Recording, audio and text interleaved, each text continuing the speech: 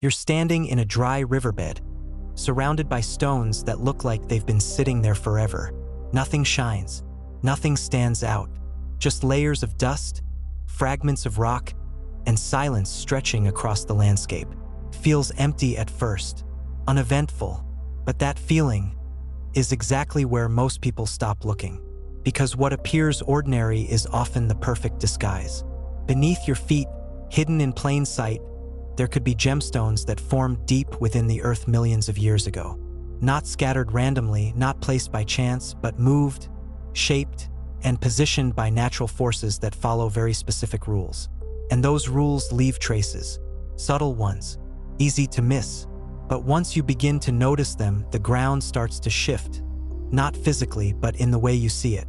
What once looked like meaningless rock begins to organize itself into patterns, lines, contrasts, textures, clues. It stops being a surface. It becomes a record. And every step you take is no longer just movement, it's observation. One of the first patterns that begins to emerge comes from a rock type that doesn't try to hide what it is. In fact, it almost looks exaggerated, as if nature pushed its features too far. This is pegmatite. When you come across it, something feels different immediately. The grains are not fine. The minerals are not blended into a uniform texture. Instead, everything appears enlarged. Crystals grow big enough to recognize individually, sometimes large enough to hold. It's a rock that almost looks unfinished, like you're seeing the internal structure exposed. That's because of how it formed. Deep underground, magma cooled slowly, very slowly. So slowly that minerals had time to grow without restriction. And when minerals are given time and space, they don't just form, they develop. They become something else. Within these environments, minerals like tourmaline can appear, often in striking colors that shift depending on chemistry. Alongside it, beryl can form, sometimes in its more valuable varieties like emerald or aquamarine. But the presence of these minerals isn't the only reason pegmatite matters. It's what it represents. A system where growth was allowed to continue longer than usual. And where growth continues, complexity follows. But complexity doesn't always sit in plain sight. Sometimes it hides in absence. Spaces where rock should be but isn't. Natural cavities, formed as minerals crystallized and left behind openings. These pockets are quiet, subtle, often invisible unless you know how to recognize their presence. You might hear them before you see them. A slight change in sound when tapping rock. A hollow tone buried beneath a solid surface. Or a fracture line that seems too clean, too intentional. Inside these spaces, crystals grow differently. Without pressure from surrounding material, they form freely. Symmetrically, clean edges, sharp terminations. The kind of shapes that don't survive movement or transport. These are not fragments. They are complete forms, and sometimes they remain hidden until erosion, time, or a single break reveals them. As your attention sharpens, another layer of information begins to reveal itself. Color, not in a decorative sense, but as a signal. Rock color is never random. It reflects chemistry, environment, conditions that existed long before you arrived.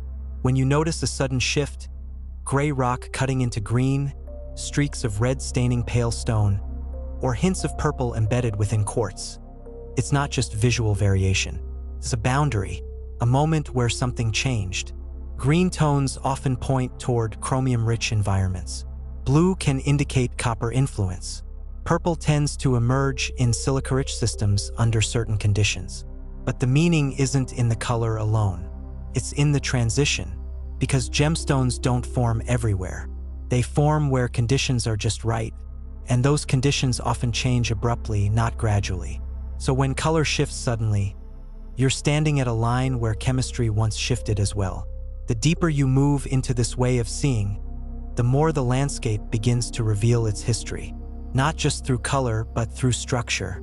Some rocks don't just sit in place, they look like they've been reshaped, pressed, folded, pulled apart and forced back together again. These are metamorphic formations like schist and gneiss. They carry a different kind of signature, layering that looks intentional, surfaces that reflect light in uneven ways, patterns that suggest movement rather than stillness. These rocks were not formed quietly. They were transformed under pressure and heat so intense that their original structure changed completely.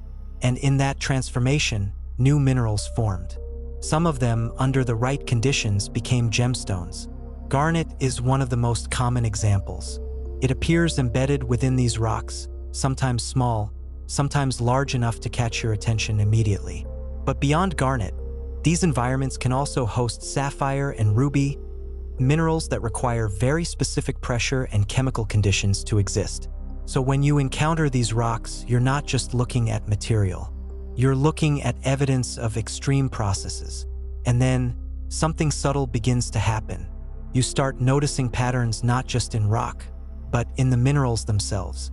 Certain minerals appear together, not randomly but repeatedly. This is where indicator minerals come into play.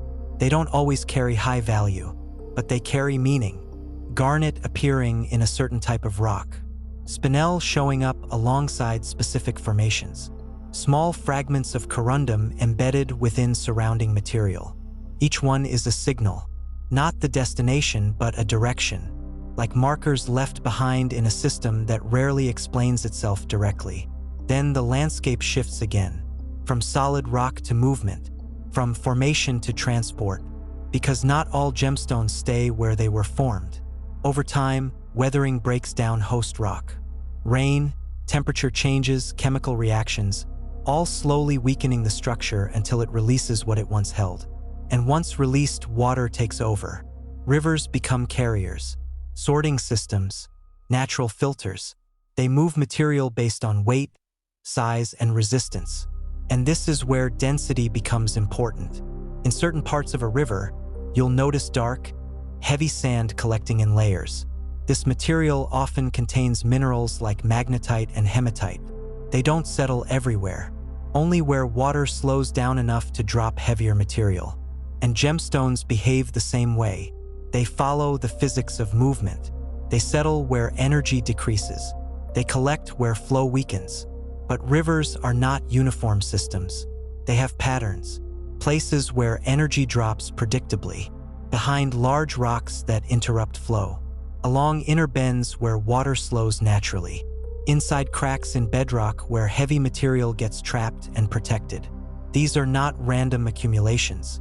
They are the result of consistent physical behavior. And once you recognize those patterns, searching becomes more focused, more intentional. There are also places where the story feels almost too quiet, where nothing stands out. Loose soil, clay, broken fragments scattered across the ground. At first, these areas seem empty, unimportant, but often they are the final stage of a much longer process. The original rock has already broken down completely. Everything that could dissolve or erode has been removed. What remains are the most resistant materials, and sometimes that includes gemstones.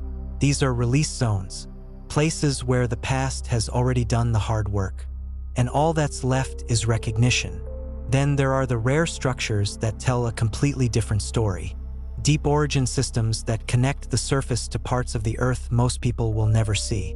One example is kimberlite. These formations originate from deep within the mantle and rise rapidly through volcanic activity, carrying material with them, including gemstones formed under extreme pressure. They are uncommon, but their presence changes everything, because they represent a direct pathway from depth to surface. By now, something becomes clear. None of these signs exist in isolation. They connect, they overlap, they reinforce each other. Pegmatite suggests potential formation zones. Color changes reveal chemical boundaries. Metamorphic rocks indicate pressure conditions. Indicator minerals narrow the search. River systems redistribute and concentrate material. Weathered zones release what was once hidden. And deep structures explain how certain materials reached the surface at all. And when these elements come together, the landscape stops feeling random. It becomes readable. At that point, something shifts in the way you move. You slow down. You observe more carefully. You notice details that once felt invisible. because you're no longer just walking across the ground. You're interpreting it. And once you begin to see the ground this way, it's almost impossible to go back, because what once looked like nothing now looks like possibility, and most people will never see it.